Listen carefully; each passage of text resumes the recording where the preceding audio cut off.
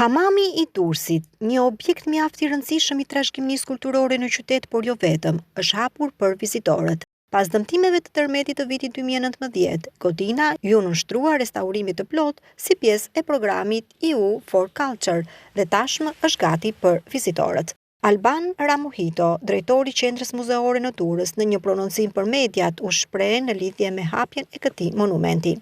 Jo sot, po kemi disa kohë që kemi hapur, që nga fillimi i majit kemi hapur hamamin e qytetit Durrësit. Hamami është një objekt mjaft i rëndësishëm dhe po hapet për herë të parë në Durrës për vizitorët. Ky është një investim, siç e dini, nga UN for Culture, të cilin ne përfituam pas tërmetit të 2019-s. Hamami, siç do shikoni edhe vetë brenda kur ta vizitoni, është i bërë për të vizitorët dhe është një ndër objektet të cilat ka pasur një rëndësi mjaft të veçantë në qytetin tonë.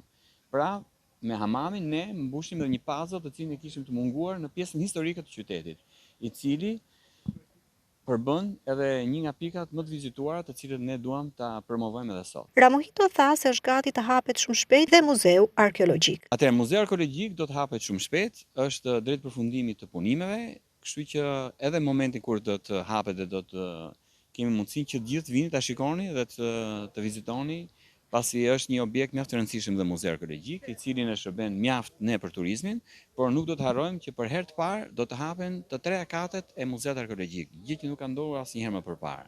Pra është një punë e cila deri tani nuk ka qenë dhe do të mundsohet për herë të parë. Me restaurimin e hamamit, sipas Ramuhito, shtohet lista objekteve të trashëgimisë kulturore të vizitueshme në qytet, të cilat kanë shtuar numrin e vizitorëve nga viti në vit. Vit kemi gati, duke krahasuar me një vit më përpara, 2025 është një vit i mbar, që nga fillimi i vitit ne kemi gati me një 10.000 turistë më shumë të vizituar në sitet tona, krahasuar me 2024. Domethënë nga viti në vit ne kemi një rritje prej 10.000 vizitorësh.